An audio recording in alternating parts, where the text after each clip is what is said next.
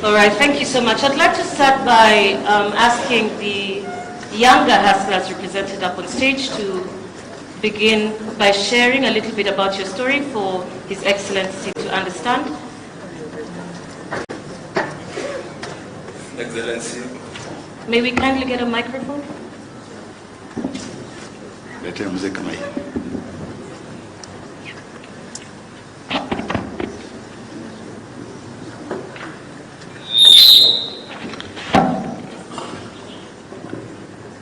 Yes.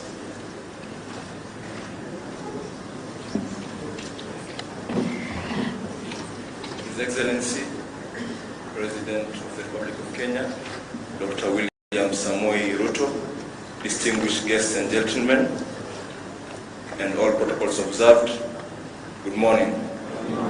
My name is Al-Mikdad Hassan Nandwa. I run Fawaki Import and Export Limited. I'm just a 23-year-old agripreneur, and we do export of fresh fruits and vegetables from Kenya to the world. We export avocados, mangoes, and pineapples, and every other fruit which we are able to export and licensed to do so. At the moment, we employ more than 50 workers, and we work with more than 20 farmers, both large scale and small scale. Right now, we are doing 196 tons monthly, and we have orders for more than 600 tons monthly, but due to challenges young hustlers like me face, we are unable to meet the orders because of things to do with finance. Basically, for us to be able to do that, we need a big amount of money, which is around 70 million, of which a young hustler like me, it's difficult to get such an amount. Basically, for us to start this business, we wanted to do something that we are able to also earn from, but at the same time, to also help our economy grow, whereby we believe that in exports, we bring money to our country, whereby we are also able to help the population, whereby you can see the families that we are able to feed, the farmers that we are able to support. At the same time, there are some challenges that we also face as exporters, which of recent is the case that exporters lost in court, whereby the levy that we pay was increased from 30 cents per kg, and at the moment we are paying 0.25% of the invoice value, which is kind of expensive for us, basically because the 30 cents per kg that we used to pay it quarterly, but at the moment now the 0.25%, we have to pay it in advance, which is almost 12,000. So for example, if a young entrepreneur wants to start working, he doesn't have the money, it's difficult for him to be able to access the market and to be able to export. Another thing is the delayed VAT refunds, whereby we believe as exporters we are supposed to be supported by the government, whereby if we can have a system whereby we can get refunded our VAT or immediately as other countries do it, we'll be able to increase the volumes that we do, because with that VAT refund, we're able now to increase the volumes that we do and do our work as expected. Another challenge basically in the international markets is a non-payment from clients, whereby you export to a client, but basically they don't do according to your agreement. And because the consignment is in another country, when you even go to the other country to open a case, you lose it because basically they'll favor their national. So we have to do something about that. Maybe we can put a restriction. Basically, all Kenyan produce of a certain type goes at a certain price. If I want to export, maybe they have to do it you have to show that you've been paid already, which will compel even all the importers to work on the same one. We as Kenyans will not lose money in the market. Thank you, Hassan. We can stop it for there now, and then we'll come back to you in a moment. I would like to hear a little bit more from the others, and then we will also engage in a little bit more detail once we have the introduction from the other panelists. Wendwa, let's come to you. Please introduce your business to us. Your Excellency, the President of the Republic of Kenya, Deputy President, distinguished ladies and gentlemen, good morning. My name is Esther Ndenya, and I am in the manufacturing sector, food production value addition. I work for a company called NTH Limited, and mine is a story of a hobby turned into a business venture out of adversity. From the fashion industry, wearing high heels, to the manufacturing sector, wearing gumboots now. I lost a business that I had built for 15 years during the COVID pandemic, and that's how I found myself in the manufacturing sector. Thank you. Thank you so much, Mwendwa. Kenya, Excellency David President, all protocols observed. My name is Engineer Charles Kalomba. Your Excellency, I'm here to talk about the story of Juakali, which is you've been really a supporter of Juakali for a very good time. Your Excellency, the Juakali sector was established in this country way back in 1986. Your Excellency, this is the only sector that really have been named in the Bible, the book of Exodus. That one I know you are a staunch Christian and you've read the Bible severally. So if you read Exodus 31 from verse 1 to 10, you will see that this is a sector that God gave skills, and He gave the spirit, and He gave the knowledge, and He gave the understanding. So when the Bible says in Hosea chapter 6, 4, 5, verse 6, that people perish because they lack knowledge, there is only one sector that doesn't perish. Because they have the knowledge. And where is this knowledge coming from? That everybody in this country who has been to school, Your Excellency, I don't know whether you did it. You went to school with a box, and it's a Juakali box. It's a metal box. And this metal box has remained for my children and for my grandchildren. And it is only coming from Juakali, Your Excellency. So this is a sector that has survived in this economy for a very long time. And when the President Moi discovered this sector, when we took him to India, he saw what's happening in India, Your Excellency. We came and we are running so many things in this country with Juakali. Your Excellency, we have some challenges that we are facing in the Juakali sector. And of course, when you came to Bomas of Kenya, Your Excellency, in 2014, we were honored by you to come to be the chief guest, because we are going to be very ashamed, because at conference that we initiated to bring all the governors together, and one of the things that we were doing, this sector cuts across the entire economy.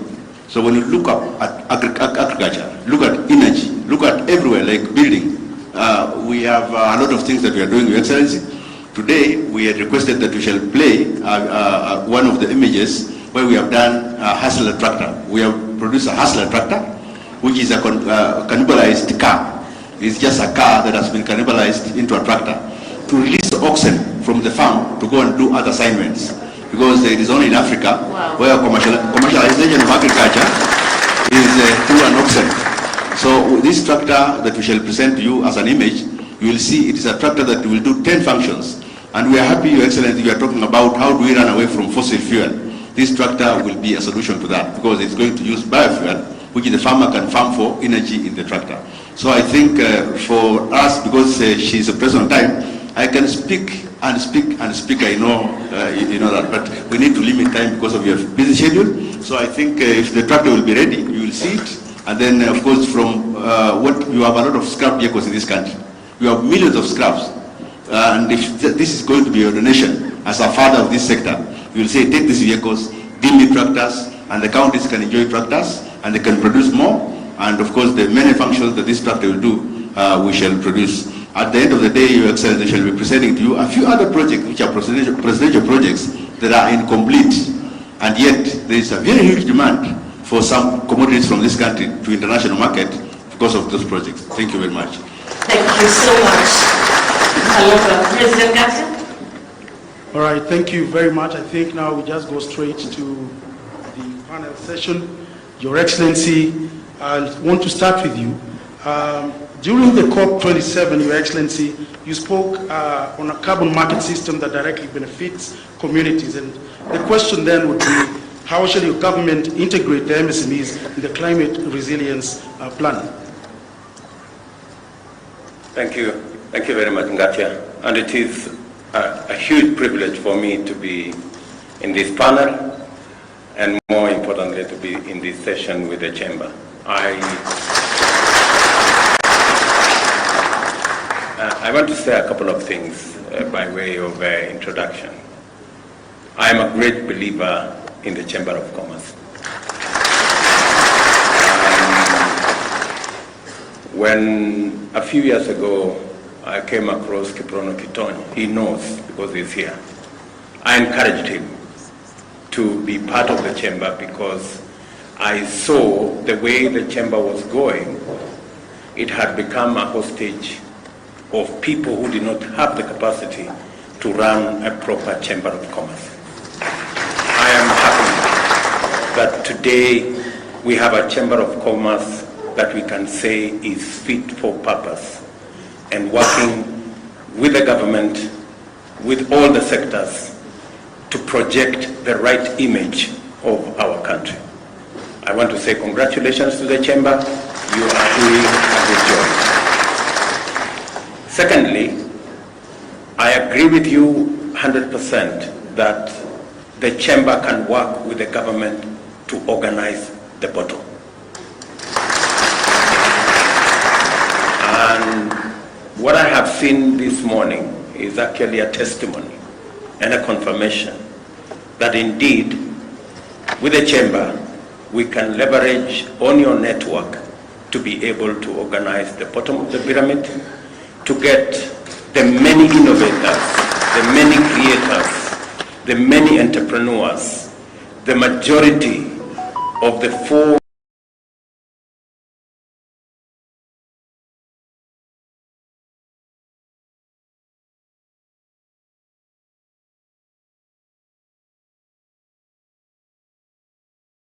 million to Magdalene, to Trevor, who spoke earlier, to Eugene, who spoke earlier, and they present and they represent our future.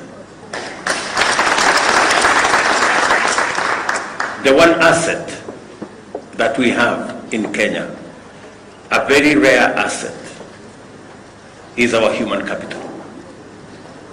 We may not have gold, we may not have silver and all the other things, but we have the people of Kenya, and that is the asset that we have. And that is the asset that is going to turn around our nation. And I am happy that we are working together to sharpen, to model, and to shape the human capital that we have through training, through education, and I am very confident that going into the future, from all our learning institutions, training institutions, we should be able to build the human capital that is going to make the difference in our country. That is already it is making. That's one asset. The other asset, apart from sharpening that asset through education and training, we need to fund. And I am very happy that we are having a conversation and even listening to my great exporter here. The constraint that has been around our human capital and especially our micro and medium enterprises has been the concept of financing, affordable financing. I have listened to the banks who spoke to us here, great people from Equity to APSA to DDP here. I really want to persuade our financial institutions, yes, to be flexible in how they lend their finances, but also to consider the aspect of cost. What is the cost of their finances? I would have been very happy to hear Equity Bank say, we're going to lend to SMEs on a single-digit interest rate. And I really want to challenge our financial institutions with tremendous respect that it is possible and it is time that we inspired our micro and small enterprises by ensuring they have access to affordable credit. The government of Kenya is going to work with you as we fashion the Hustler Fund. I want to promise the country that the Hustler Fund is going to be on a single-digit interest rate. And progressively, for the smaller enterprises, we will begin with just a simple fee without interest, because we want to fire the bottom of the pyramid. That is where the engine of our economy is. The other item, listening to all these people, apart from finance, is technology. We must leverage on technology to be able to be efficient and effective. And that is why, if you see our manifesto, we talked largely about SMEs, because we know that's where the jewel is. And secondly, we talked about affordable finance. And thirdly, we talked about a superhighway, because technology, listening to Magdalene, I am very confident that employment is going to be ready and available if we can ensure that we spread technology, we have financing, and that is why we talked about the superhighway. The superhighway is supposed to do two things: to make sure that the country is connected. And I'm happy again to announce here that the real last mile in technology is the gadget. And already we are working with our telcos, our telecommunication sector, so that we can have a smartphone that is going to be less than 5,000 shillings. A smartphone that can do everything that you want. A smartphone that can make sure, today the cheapest smartphone is 10,000, maybe 15,000. We want to see whether we can get it to $30 or $40. And I want to promise the country that in the next 8 to 12 months, we will have the cheapest smartphone in Africa, manufactured in Kenya. And finally, the concept of the superhighway is to also make it cost-effective to trade on and to work on the digital space. And again, let me use this forum to say we have about 15% of government services on the digital platform. If you look at our manifesto, we said we are going to move 80% of all government services on the digital platform. Again, let me announce here that we are working on it, and by God's grace, between 6 and 12 months, we will have moved 90% of all government services onto the digital platform, and ensure that from the comfort of your home, you can work with the government. You can get your licenses. You can get every government service online without having to travel to any office, without having to go to any park. And again, to use the digital platform to also collect our taxes. So, good people listening to each and every one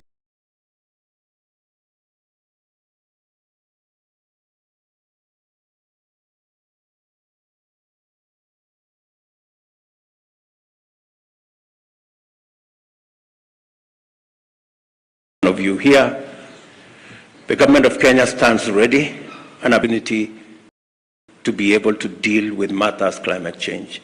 I'm going to encourage my brother from the Jua Kali that we are going to look at them, not just doing this, the tractor that uses renewable energy.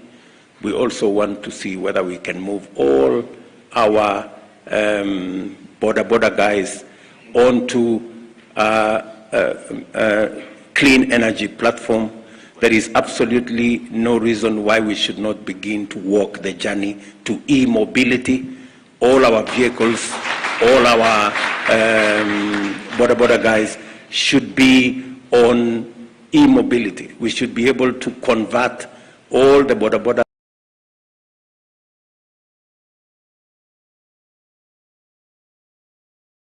we have so that they are electric and they can use renewable energy, solar.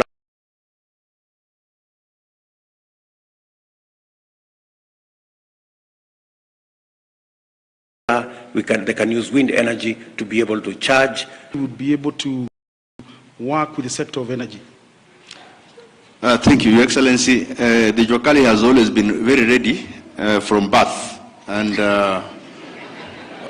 we know very well, we prayed, and God brought us a person who thinks like us. And in energy, we have some projects, very simple projects that we have done across the country. And we have piloted in 5 counties. And these are called community power centers, where energy, wind, biogas, generation, cogeneration is working together with solar and biofuel, with battery banks for productive use in those centers, with a digital village where the youth can go and join the rest of the world to do certain things. And we've done it in Nandi, in Himaki, in Kapchurwai. We've done it in Bomet, in Kitoben. We have done it in Siaya, in a place called Uhuru. We have done it in Changara, in Busia. And the last one we've done in Ngando, in Kirinyaga. And they are models. But the problem has been, as we do them as models, because there are several other things that we can talk about models that you have done. The lack of political goodwill, because it's a country that we have come up with a benchmark of finish politics, start politics immediately.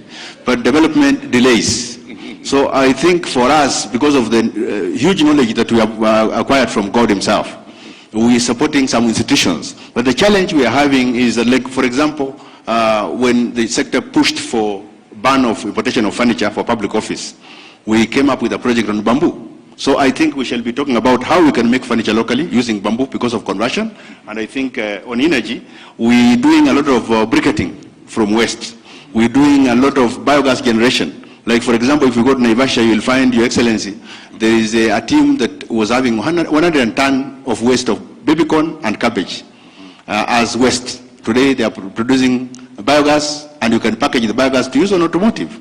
So as we talk about the issues of clean energy and all these things, we need to go that route. And Juakali is leading the way. One of the challenges we're having and we want to unlock is institutional synergy. Because there are so many institutions in Kenya, especially the agencies of the government, that listen, they get agitated, they don't want even to involve the Juakali into their system. So you find even their boards, they lack representation of Juakali. Then the common manufacturing facility, which we have been pursuing the chamber to support us, where quality is supposed to be a measure for a Juakali product. When you talk about a wheelbarrow, the whole of East Africa is buying wheelbarrows from Kenya. The whole of all the jikos, and I'm told if you have a kitchen without a Juakali jiko, it's not a complete kitchen. Yes, so all the jikos are made in Kenya, but the quality and the finish. Your Excellency, I know you'll be with us in Kampala, and Excellency, the Deputy President may be with us in Kampala again. We are having a regional exhibition, and Juakali in Kenya is leading the whole region. And the chairman of Musea is here, Mureu, and he's the chairman of Musea, who is supposed to be leading the process in Kampala. So I think we are leading the region, and we want the region to really benefit from us. So Thank you very much, Terian. Perhaps a final question, Your Excellency. Yesterday you talked very passionately about Kenyans accessing the South African market.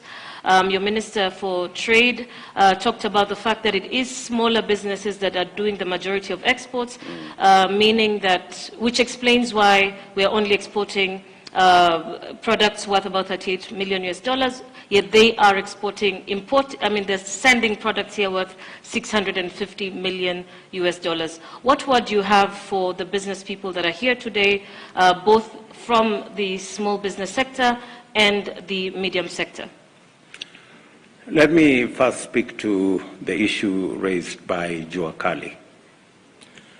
You talked about political goodwill. So, me sitting here, I am a bundle of political goodwill.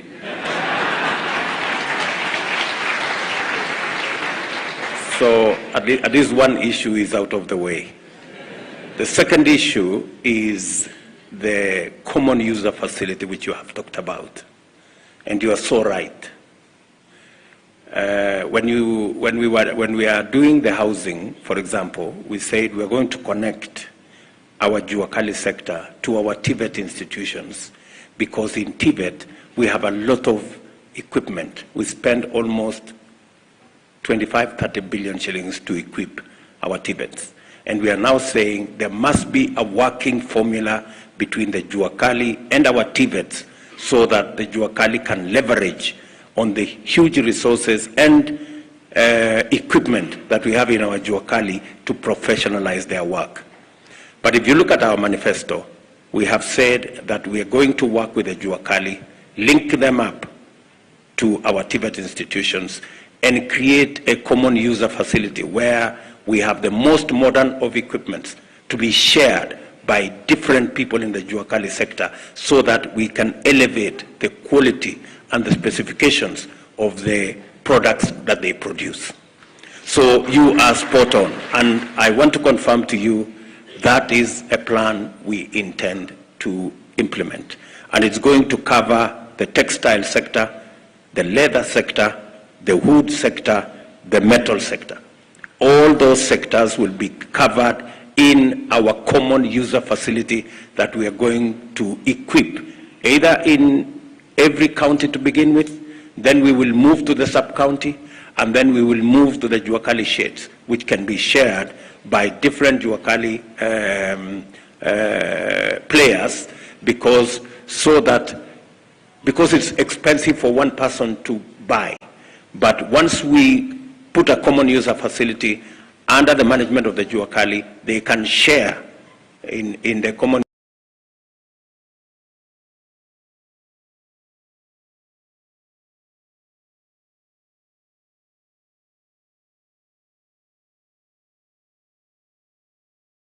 user facility for all.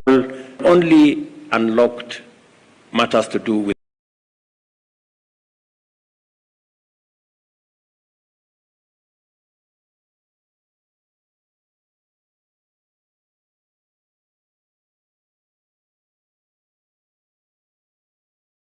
travel.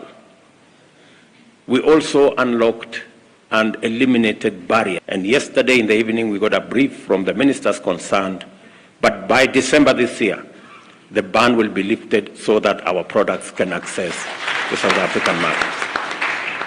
We cannot sell our tea to South Africa. We have a challenge selling our pineapples. We have a challenge selling our avocados, as was mentioned by this young man. The issue was that we are operating on different phytosanitary requirements. We have said we are going to harmonize our phytosanitary regulations so that by January we can be able to access the South African market as they access our market. That way we can begin to bring down the difference in the trade levels between our two countries. As was said, they are selling to our country $650 million US. We are selling only $40 million to the South African market. And yet, the primary or the premium products that we'll be selling to South Africa have barriers. One of them is tea, and I persuaded the President of South Africa that by January, February next year, we should be able to export our tea to South Africa. And I do that for all the other countries, including our neighbors, and I want to persuade all of us here, whether you are in fintech, whether you are in agro-processing, whether you are in the Juakali sector, we must focus our market beyond Kenya. And that is why we should leverage on the East African community, and more importantly, we should leverage on the infrastructure given to us by the Africa Continental Free Trade Area. Africa, ladies and gentlemen, is our market for our tea, for our coffee, for our milk, for our fintech, for all the products that we produce. We must raise our horizon to the 1.2 billion people in the African continent. And we must target the 2.7 trillion GDP and make some of it Kenyan GDP. And I am ready, I am willing, and the government of Kenya is going to work with each and every one of you in your sectors so that we can scale up. I like the words of Magdalene. She said, her enterprise is scalable and her enterprise can be expanded. You know, I really like that. And that should be the mindset that we have as Kenyans. Thank you, sir. Thank you very, very much, Your Excellency. I would want to go straight to Esther. And you've listened to His Excellency, and he's demonstrated on how his government will facilitate the private sector. In your view, Esther, what would you want the government or the private sector to do, particularly in value chain and the agro-processing, in terms of sustainability? First, Your Excellency, as you know, the manufacturing is quite capital intensive to set a manufacturing plant here. And it's also a challenge for the hustlers to be able to access financing. I'm calling myself an hustler manufacturer because I got into manufacturing food production with no food technology, knowledge at all. I am a product of the Kenya Industrial Research Institute. First, some of the challenges that we have is malt licensing. We have to pay so many licenses to be able to set up, plus their fees. At least you need 400,000 to be able to set up a factory in Kenya. I don't know how many startups will be able to afford that. Some of these licenses can be grouped together and it can be made cheaper. Annually, for renewals, we need at least 200,000. That is quite expensive for a startup. Another thing is on the taxes. It's like getting a baby and expecting this baby to feed herself in less than a year. So we are requesting for moratoriums or a grace period to be able to get on our feet so that we can be able to pay taxes without default. And another thing, we are also having very good fabricators locally. We also need the fabricators to be empowered financially so that we can be able to access machinery without really spending so much, and they can also be able to give us credit terms. In terms of financing, we would like to see a grace period given to any facilities that is extended to us in terms of loans for us to be able to stabilize before we start paying, and if at least we can be off from 6 months and above, because manufacturing is quite requiring. So these are some of the things, and also sensitizing just the consumers on the Buy Kenya, Build Kenya initiative so that we can also be able to support the products that we manufacture here, because I believe we are competitive in terms of packaging. We've really upped our game in branding, and we are good to compete with the international market. A month ago, I was in Germany and I looked at what is there, and the products that we are having out there internationally are as good as the products that we are manufacturing here and branding here. So we need support in those areas. Thank you. Thank you very much. On that note, we'd like to close our interactive session. Our hustlers, thank you so much for sharing your challenges as well as your successes. Yes, Your Excellency. Esther deserves a response. Yes. Because she has spoken to the heart of value addition and agro-processing and manufacturing. Yes. And it is a big component of how we are going to move our products up the value chain. We cannot continue to sell unprocessed, semi-processed, or poorly processed goods in our market. We must up our game, and we must support people like Esther who venture into adding value to our products for local consumption and even for export.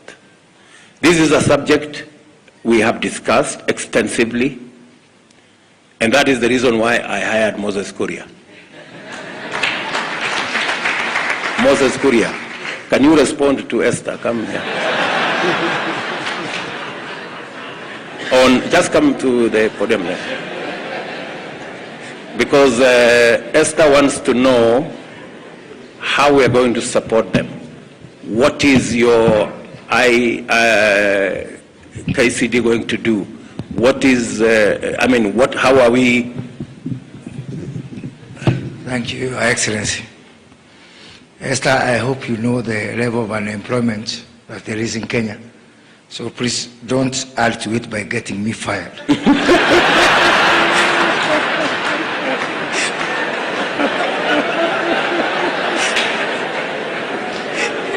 But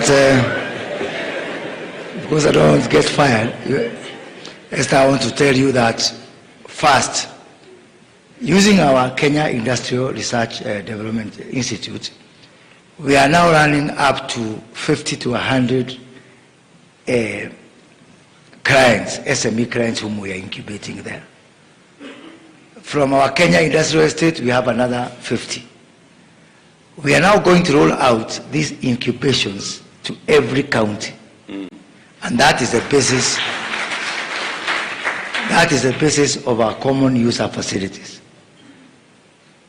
I have received already a lot of requests, and people are offering land, and I want to thank governors, Your Excellency. Governor of Elegeo Marakwet has offered me land. Governor of Laikipia has offered me land. Governor of Nyeri, actually, where on Saturday I was giving out relief food in Kieni, we have agreed on 150 acres of land available from national government, where we will put up our first pilot common user facility. So I want to tell Esther and all our SME manufacturers, at least you'll have a home. And let me also reiterate, Your Excellency, we don't have a problem of money at all. I've had a discussion with banks. I've had a discussion with the World Bank and other development partners. The problem is what you have alluded to and what President Gatti has alluded to, that the bottom is not organized. We've left our SMEs out there like mushrooms in the world. And what I'm going to do is to work with Esther and all the SME manufacturers, SME exporters, put them together and make them ready to receive money. Because money is one thing, and having an organized architecture that can be able to receive money is another thing. So, Esther, I hope I've convinced you, so you convince my boss. And let me add here, when some counties are giving me land to do common user facilities, other counties are saying they want land, they want to encourage squatting on public land. And that difference, Your Excellency, will start to show. I'm not in a mood to fight, I've fought enough in my life.